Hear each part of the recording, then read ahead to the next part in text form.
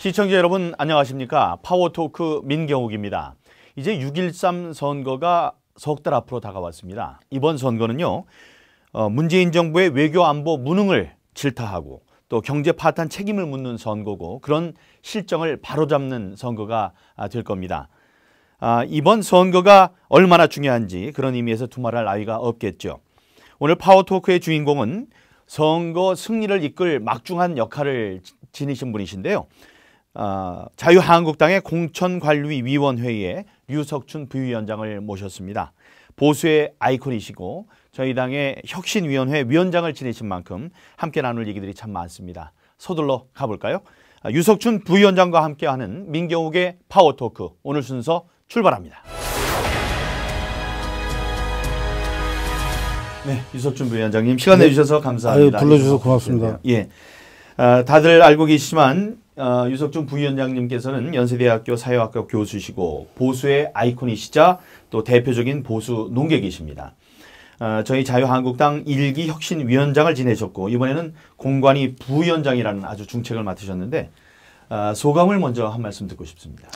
네, 제가 보수 진영의 연구자로서 또 글 쓰는 사람으로서 일정한 역할을 해왔던 것은 사실인데 당에서 저를 이렇게 중용해서 요새 제가 그 역할을 잘 할 수 있는 사람인가 하는 그 걱정이 많이 앞서면서 최선을 다하고 있습니다. 네. 예, 그렇게 걱정하지 않으셔도 잘 하시고 계시다고 제가 듣고 있고 또 그렇게 믿고 있습니다. 네. 지방선거가 이번에 어려울 것이다. 하지만 의외로 선전할 수도 있다. 이걸 벌써 올해 초에 한 인터뷰에서 말씀하신 적이 있었습니다. 그렇습니다. 예. 박근혜 전 대통령이 불통이라고 다들 민심이 돌아섰었는데 문재인 정부 1년을 겪으면 효통이 얼마나 위선적인 것인지 국민들이 깨닫게 되실 것이다. 이렇게 말씀을 하셨는데 그 생각에는 변함이 없으신지요? 변함이 없고 신기하게도 제 말이 맞아 들어가는 것 같아서 한편으로는 다행이다라고 생각하면서 다른 한편으로는 나라는 참 걱정이다 하는 생각이 듭니다. 그러니까 박근혜 대통령이 사실 정치적인 평가를 여러 각도에서 할 수 있고 일부 좌파 뭐 소위 진보 진영에서 하듯이 국정농단을 했다 박근혜 대통령이 그런 식의 평가는 전 동의하지 않습니다. 다만 그 국민들과 혹은 또 지지자들과 충분히 소통하지 못해서 여러 가지 본의 아닌 국정 실패 현상이 벌어졌고 그 부분 때문에 보수가 정말 괴멸당하는 이제 그 어려움에 처하게 됐는데 다행히 당에서 이제 체제를 정비하고 이제 한국당이 야당이 되면서 새로운 그 지도자와 함께 체제를 정비하고 천천히 그렇지만 뚜벅뚜벅 국민들의 지지를 받는 노력을 기울여서 지금은 20%대를 상회하는 이제 평균적으로 전국에서 지지를 받고 있는 이제 상황으로 왔고 이게 이제 지역에 따라서는 경상도 쪽에는 뭐 40%대까지 올라가 있고 해서 앞으로 한 석 달 동안 더 잘하면은 이제 선거에서 우리가 이길 수 있는 상황도 벌어지지 않을까 하는 예상이 들고요. 그 와중에 이제 북핵 문제나 이제 뭐 외교 통상 문제 또 경제 문제 이런 여러 가지 문제들이 이제 문재인 정부가 얘기하는 게 너무 사람들에게 이렇게 이제 직접 다가가서 겪어보니까 이건 아니지 않느냐는 그 반응이 많고 특히 최근에는 그 미투 운동의 그 여파로 이상하게도 좌파 진영이 그 타격을 많이 받으면서 예컨대 충청도 민심은 지금 굉장히 그 안희정 지사 사건으로 인해서 말하자면 여당을 지지하던 민심이 갈대를 잃고 저희 쪽으로 올 가능성이 상당히 높아지고 있는 상황이 아닌가 해서 예상하지 못했던 것까지 겹치면서 자유한국당의 선거 그 기대감이 좀 고조되고 있는 그런 상황인 것 같습니다. 네. 앞으로 이제 남북 정상회담도 있고 북미 정상회담도 있기 때문에 여러 가지 분수령이 또 마련되겠지만은 홍준표 대표께서는 5월이 되면은 또 우리가 예상치 못했던 일들이 벌어질 수 있다 이렇게 얘기를 하셨습니다. 네. 그러니까 말씀하신 대로 지방선거가 어렵다지만 여러 가지 흐름적으로 봤을 때 낙담할 필요는 없다. 의외로 네. 선전할 수도 있다. 네. 예. 그런 생각으로 저희들도 열심히 해야 되겠죠. 지금 문재인 정권은 특히 그 외교적으로 이제 남북 정상회담이나 미북 정상회담 이 굉장한 성과로 지금 이제 포장을 해서 국민들에게 지지해달라는 이제 어필을 할 텐데 제 생각에는 그거는 필요한 그러니까 북한의 핵 문제를 해결하기 위해서 필요한 절차에서 꼭 한 번씩 있어야 될 이벤트들이 이제 시간이 결정이 된 것일 뿐이지 그것이 반드시 북한의 핵 폐기로 핵 동결로 가면 아무 소용이 없습니다. 그렇죠. 핵 폐기로 가야 되는데 핵 폐기로 간다면은 쌍수를 들고 환영할 일이지만 핵 폐기로 간다는 보장은 사실 없는 게 지금 그 객관적인 여러 평가들이니까 두고 봐야 될 일이라고 생각합니다. 이번 선거가 저희 한국당으로서 매우 중요한 선거라서 3월 들어서 발빠르게 6.13 지방선거 체제로 당 체제가 전환을 하고 있습니다. 중앙당 공천관리위원회도 구성이 됐고 17개 지방 시도당에서도 시도당 중앙공천관리위원회가 구성이 됐습니다. 중앙당 공천관리위원회 부위원장으로서 이 공천관리위원회의 역할이 뭔지 좀 설명해 주시죠. 공관위 역할은 선거에 나가는 후보를 골라서 그 후보가 당선되는 그런 결과가 나오도록 그 어떤 후보를 고르는 게 좋은지 평가하고 추천하는 역할이죠. 네. 중앙공관위하고 이 시도당의 공관위와의 차이는 어떤 게 있습니까?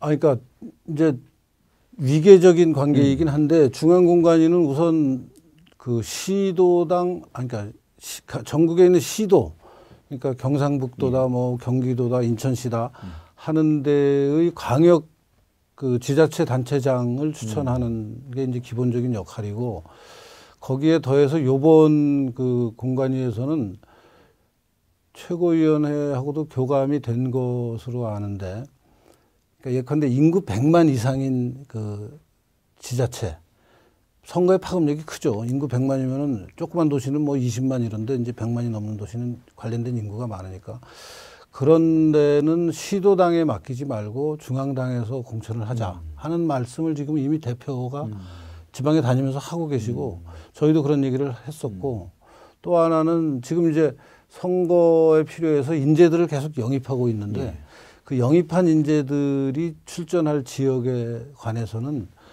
공관위에서 최소한의 평가를 해서 적절한 인재면은 빨리빨리 투입하자. 그러니까 막 과거에는 경선이라는 절차에 매달려서 너무 그 본질적인 어떤 그 문제는 선거에서 이기는 건데 경선을 잘 했냐 못했냐 100% 완벽하게 했냐 안 했냐 하는 거에 매달려서 본선에서 경쟁력을 잃게 되는 경우도 많았습니다. 그러니까 당 내부 경선의 후유증으로 그 경선 결과 좀 패했다는 사람들 혹은 불만스러운 사람들은 선거 결과에 승복하고 그 경선이 끝나면 이제 같은 편이 돼서 같이 일을 도와줘야 되는데 안 도와주거나 다른 데에 가버리거나 그런 일이 벌어지는 것을 최소화해서 오히려 본선에서의 경쟁력이 가장 중요하고 그 본선의 경쟁력을 높이기 위해서 필요하면 경선을 하고 필요하면은 전략 공천도 하고 하는 그 판단을 하는 데가 공관위라고 생각합니다. 공천 심사 기준이 궁금합니다. 이달 초에 6대 공천 기준을 발표하셨는데 네. 설명을 좀 해주실까요? 네, 첫 번째가 이제 당 정체성, 즉 이념적으로 철학적으로 자유한국당이라는 정당, 이제 자유를 굉장히 강조하잖아요. 요새 저희 당에서 그래서 자유의 중요성을 이해하고 있는 분들이 후보가 돼야 된다라는 거고 두 번째는 당선 가능성이죠. 당연한 거고요. 그다음에 요새 뭐 이런저런 그 미투 운동으로 대표되는 이제 도덕성 문제, 뭐 여러 가지 도덕성이 또 여러 가지 차원이 있겠습니다만 기본적으로 저희 당 후보는 상대적으로 다른 당이랑 비교해서 도덕적으로 깨끗하다라는 평가를 얻을 수 있는 사람들로 해야 될 것 같고요. 또 정치 현장에서 일을 하게 될 분들이 그 전문성이 있어야 되죠. 자기 영역에서 최소한의 어떤 전문적 지식을 갖춘 분들. 그다음에 이제 지방선거니까 지역 그 유권자들의 신뢰를 얼마나 받고 있는지. 이게 뭐 당선 가능성과 바로 연결되긴 한데. 그 다음에는 저희들이 이제 뭐 사회적으로 좀 부정적인 모습이 아니고 긍정적인 모습으로 보이는데 중요한 기준인 그 후보자가 그 지역사회나 우리나라 전체에 얼마나 기여했느냐, 공헌을 했느냐. 예컨대 뭐 강도가 들었는데 맨손으로 그 강도를 때려잡았다. 의인. 예, 의인. 그런 일을 한 분들을 이제 예를 들을 수 있고요. 뭐 이제 여러 가지 어려운 상황에서 막 지하철에 빠지는 사람을 구한 경우 뭐 그런 좀 예외적이긴 하지만 돌발적인 상황에서 의협심을 발휘해서 다른 시민들을 구한 사람들 이런 분들한테는 가점을 주기도 네. 당연히 뭐 국가 유공자 예. 뭐 이런 분들한테도 가점을 주고 있습니다. 네. 강도가 들어서 꼭 맨손으로 때려잡아야 되는 건 아니겠죠. 아니겠죠. 그렇지만 이제 맨손으로 잡으면 더 감동이 커지는 거죠. 예, 예. 아, 예. 지금 뭐 말씀해 주신 여러 가지가 있지만 그 지역 유권자 신뢰도나 사회 기여도 지금 잠깐 설명을 해 주셨습니다만은 구체적으로 어떤 방식으로 평가를 하는지 평가 방법이 궁금합니다. 사회 기여도 의인 받으신 분들은 될 거고 지역 유권자의 신뢰도는 어떻게 측정할까요? 그게 이제 뭐 일부에서는 여론조사를 해도 되지 않냐 하는데 여론조사는 너무 피상적인 그렇죠. 것 같고 이런 문제 굉장히 질적으로 들어가야 돼서 그러니까 그 지역에 살고 계시는 유권자들을 당무감사할 때 당무감사위원들이 찾아갔었습니다.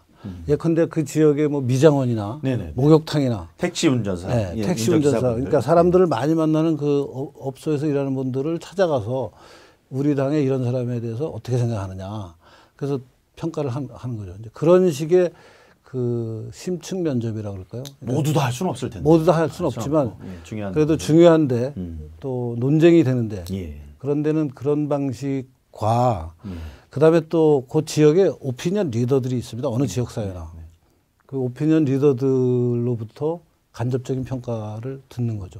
이런 것들을 종합해서 예. 평가를 하는 게 이제 지역 사회 신뢰도, 지역 유권자의 신뢰도이죠. 예.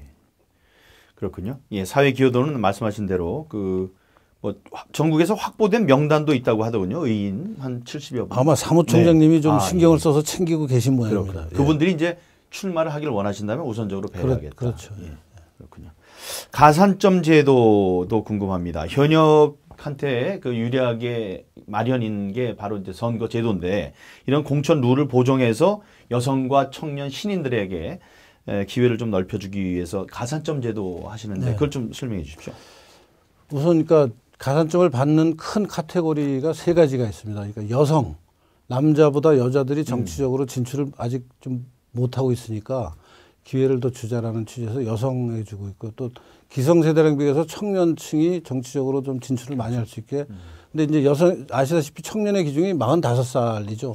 근데 뭐 그냥 잘 모르는 사람이 바깥에서 들으면은 야, 청년이 왜 이렇게 나이가 많냐 그러지만 정당에서는 그 정도가 이제 청년의 기준이 되고 그다음에는 이제 정치 신인, 정치에 한 번도 발을 안 들여놨다가 이번에 내가 한번 사명감을 갖고 정치에 좀 투신해 보겠다라는 분들이 있으면 그분들한테도 기득권 가진 분들보다는 아무래도 여러 가지 불리할 테니까 가산점을 좀 주자. 그래서 그런 각각의 카테고리가 20%의 가산점을 받는데 이제 겹치는 경우도 있지 않습니까? 그러니까 여자이고 청년이고 뭐 신인이고 그럼 60% 주나요? 이제 그럴 수는 없어서 최대 30%까지. 아, 예. 그러니까 자기가 받은 득표수의 20%를 올려주고 겹치면은 30%. 세 개가 겹쳐도 30%까지. 예. 그 정도 인센티브는 뭐 아주 결정적이진 않지만 그래도 작다고 볼 수 없는 그래도 좀 그 상대적 약자로서 정치적인 어려움을 헤쳐나갈 수 있는데 어느 정도 발판이 될 수 있는 점수라고 생각합니다. 네, 네. 지금 오해하면 안 되는 부분이 있어서 제가 다시 설명해 드립니다. 부위원장님께서 잘 설명을 해 주셨지만 그 30%나 20%라는 게 20점을 먼저 얻고 들어가는 게 아닙니다. 자신이 얻은 만약에 100표를 얻었다면 120표가 되는 거지. 뭐 처음에 100표라니까 재미가 없네요. 그러니까 처음에 20%를 주고 들어가는 게 아니고 자기가 얻은 것에 그 20%를 그렇죠. 가산을 한다는 거예요. 그거를 그러니까 득표력이 많을수록 혜택을 많이 보게 되는 거예요. 이제 경선을 하면은 이제 당원과 국민을 50% 비율로 선발을 해서 그분들이 투표를 하거나 한 군데 모여서 아니면 그분들한테 여러 전화 조사를 해서 이제 투표 결과 누구를 지지합니까를 물어봐서 이제 결과가 나오면은 당원 중에서는 몇 프로를 받았고 국민 중에서는 몇 프로 받아서 합계 이 사람은 몇 프로 받았다 하는 최종 점수가 나오잖아요. 거기에 20%를 맞습니다. 가산을 해주는 거죠. 예. 근데 이제 지난 선거에서 보면 그 20%가 큰 변화, 큰 그 차이를 만들어낸다는 것을 알 수 있었습니다. 그런 걸 잘 활용해 주시기 바랍니다. 비례대표 공천의 경우에는 당직자를 또 우선 배려하기로 했다는 얘기도 들립니다. 당직자, 그러니까 이제 비례대표의 기본 취지는 전문성을 가진 분들을 모시는 건데 그러다 보니까 당에서 오랫동안 일한 분들한테는 기회가 상대적으로 줄어들고 외부에서 이렇게 수혈하는 걸로만 생각을 해서 당직자 출신들한테도 전문성이 있는 사람들을 골라서 좀 배려를 하자 하는 얘기가 됐습니다. 그렇군요. 예. 클린 공천단도 구성된다고 들었습니다. 그 이름만 들어도 기대가 되는데 클린 공천단은 어떤 역할을 하게 됩니까? 그러니까 이제 선거운동 과정에 뭐 불미스러운 말썽 부리는 일, 뭐 이런 거에서부터 이제 당에서 무슨 심사를 했는데 심사가 제대로 됐는지 또 뭐 선거를 하다 보면 투서 같은 게 들어오면 그 투서의 내용이 사실인지 아닌지 확인도 하고. 이런 걸 확인도 하고 그러면서 좀 전체적으로 선거 과정이 좀 깨끗해지게. 그게 중앙당 차원에서 만들어지는 겁니까? 아니면 지역당에서 만들어지는? 다 만들어지는 걸로. 예. 17개 그렇죠. 시도가 함께 클린 공천에 역점을 두는 걸로. 중앙당은 중앙당대로 하고 이제 저도 인천시당 위원장으로서 공관위원장을 맡고 있습니다만 시 안에서도 공관위원회 안에서도 그런 투서라든가 이런 게 들어오면 확인을 좀 하는 그런 절차를 마련하려고 하고 있습니다. 예, 공관위 부위원장으로서 그 이제 큰 활약을 해주실 것으로 조금 저희들 믿고 있고요. 관련된 질문 여쭤봤습니다. 이번에는 이런 질문 좀 드리겠습니다. 저희 자유한국당의 제1기 혁신위원회를 이끌어주신 위원장이셨고요. 그 당시에 혼란과 진통이 많았는데 정말 묵묵하게 혁신의 길을 걸어오셨습니다. 혁신위원장으로 활동하신 시기가 5개월 동안인데 8차에 걸쳐서 혁신안을 발표를 하셨어요. 네. 백서도 내셨고. 그렇습니다. 마지막으로 신보수주의 선언을 발표하고 활동을 마감하셨고 다음에 이제 김용태 위원장이 배턴을 물려받았는데 돌이켜 보실 때 가장 보람됐던 일, 좀 아쉬웠던 일 이런 거 좀 말씀을 해주시죠. 처음에 이제 제가 혁신위원장을 맡았다는 게 이제 보도가 되니까 야, 한국당이 극으로 가는 거 아니냐 뭐 그런 얘기들이 많이 있었습니다. 사실 제가 선명한 우파 노선의 중요성을 강조한 사람은 맞지만 거기다가 극자를 붙이면은 이제 막 수단과 방법을 가리지 않고 우파적 가치를 실현하는 게 극우잖아요. 좌파에서도 극좌 그러면 좌파적 가치를 막 수단과 방법을 가리지 않고 관철시키려고 그러는 사람들을 극좌라고 부르는데 저는 뭐 극좌 붙을 그 행동이나 주장을 한 적이 한 번도 없고 다만 그동안은 이제 우파 정당이 우파적 가치를 철저히 내화하고 체화하고 그것을 실현하려고 그러는 노력을 하기보다 너무 쉽게 좌파와 타협하는 그래서 뭐 중도로 가야 된다는 필요할 땐 중도로 갈 수도 있지만 그게 자기 정체성을 중도로 좌파로 좌클릭을 자꾸 하는 그렇게 해서는 그 개혁이 되지 않는다라는 생각을 했고 가장 대표적인 사례가 레이건이나 대처 같은 사람들의 우파 개혁을 우리가 가장 성공적인 우파 개혁이라고 보는데 그분들이 중도로 간 게 아니거든요. 우파적 노선 부국 강병을 강조해서 영국이나 미국을 정말 세계 중심가로 다시 만들어냈고 우리도 그런 역할을 하는 게 대한민국의 우파 정당이고 이제 그런 생각으로 혁신위원장 일을 시작했고요. 그래서 일부에서는 비난이 있었지만 말씀해 주신 대로 그냥 제가 해야 될 일, 당에서 이거는 꼭 고쳐줬으면 좋겠다 하는 것들을 여러 가지 차원에서 만들었습니다. 이게 8차지만 항목으로 들어가면 굉장히 많은 항목들입니다. 그래서 그거를 어렵사리 아마 지금은 당원 당규에 100%는 아니고 대부분 반영이 된 걸로 알고 있고 예.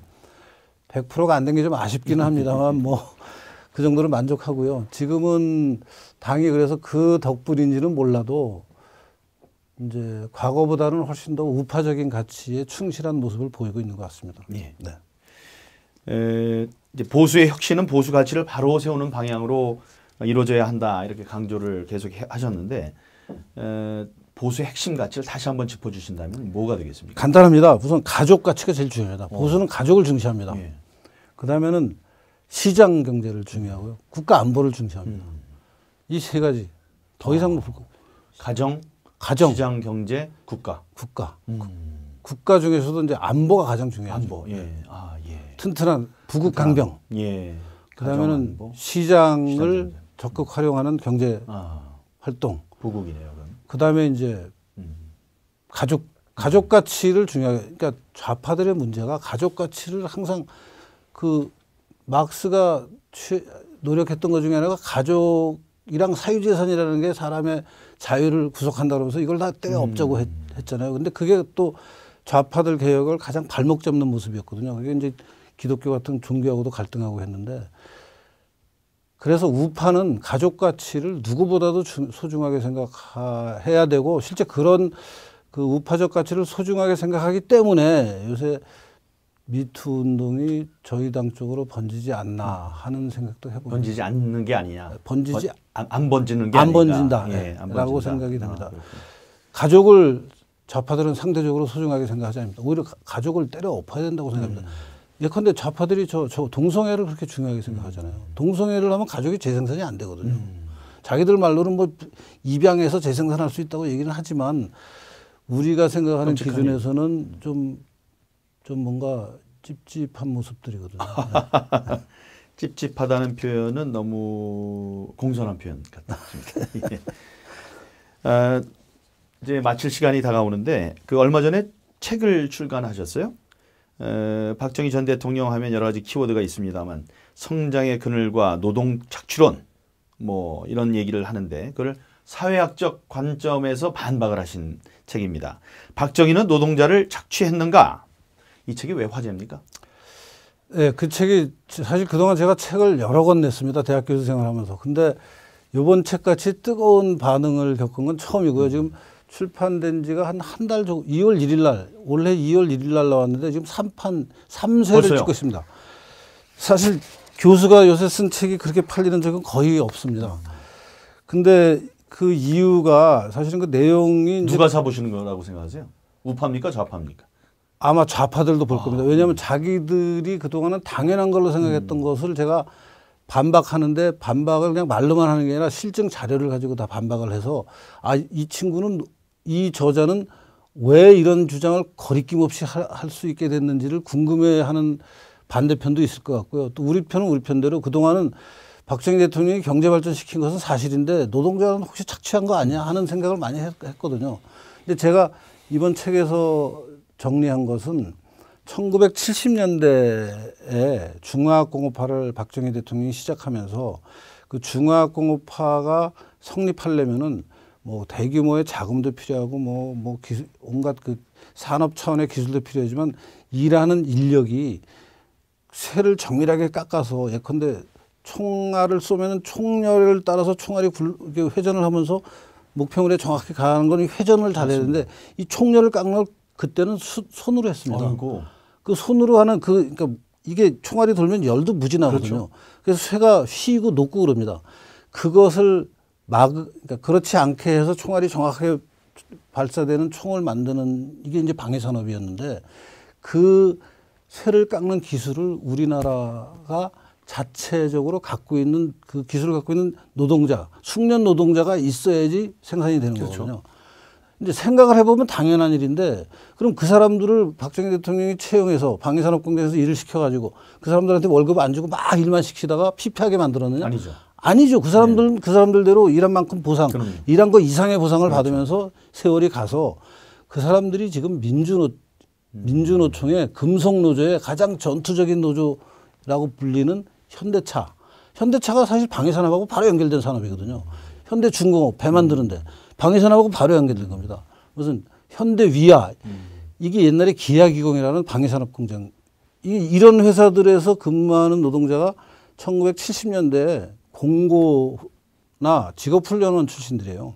거기서 기계를 가공하는 기술을 배워서 그 당시에 새로 생긴 오늘날의 대기업에 취직해서 길면은 30년, 40년을 일을 해서 지금 50대, 60대 노동자가 되겠습니다. 이분들이 억대 연봉 받아요.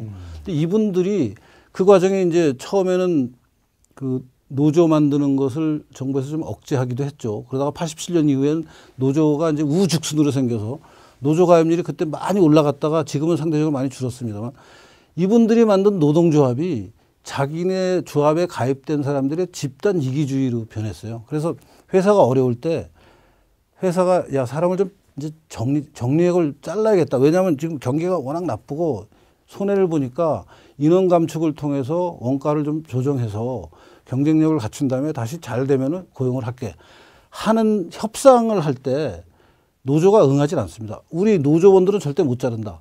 그러니까 회사에서 야 노조원 아닌 사람들을 그럼 뽑자. 그게 비정규직이에요. 그 비정규직이 97년부터 늘어나기 시작합니다. 경제 위기를 겪으면서부터. 그래서 지금은 노조의 보호를 받는 이 정규직과 노조를 못 만드는 아예 노조가 다른 정규직 노조는 사람 취급을 안 해주는 비정규직 노조. 이 비정규직과의 차별이 지금은 노동시장 안에서 굉장히 큰 문제가 되고 있어요. 이 사람들이 사실 박정희 대통령이 다 교육시킨 사람들이에요. 10대 후반인 그때의 젊은이들을 공고에서 직업훈련에서 교육시켜서 기술을 가르쳐가지고 오늘날 1억이 넘는 노동자가 됐는데 이분들이 지금은 저는 자기들이 국가에서부터 이렇게 받은 게 있으면은 이제 본인들도 좀 양보를 해야 된다고 생각해요. 자기들이 받는 거에 3분의 1, 4분의 1 양보해서 비정규직한테 좀 자리를 해주고 소득도 좀 나눠주고 일자리도 좀 나누고 해야 되는데 이 노조의 어떤 그 귀족화? 그러고서 자기 자식들은 다시 그 회사에 취직시켜달라고 그 이면 계약을 하고 있습니다. 지금 회사랑 협상을 해서 이 문제를 제가 실증적으로 다 따져서 문제 제기를 해서 그런지 책이 잘 팔리고 있고요. 사실은 그 70년대 중화학공업 부분의 노동자 말고 60년대 봉제산업 노동자 전태일로 대표되는 사람들이 전태일이나 전태일로 대표되는 그 당시 여공들은 그러나 착취당했다고 생각하는데 제가 전태일 평전을 처음부터 끝까지 자세히 분석하면서 평전에 조영래 변호사가 쓴 전태일 평전에 전태일이 받은 월급 혹은 전태일이 평화시장 노동자가 받았다는 월급을 계속 얘기합니다. 그 평전에서. 그걸 제가 시간의 변화에 따라서 이렇게 임금 변화를 따져봤더니 전태일은요.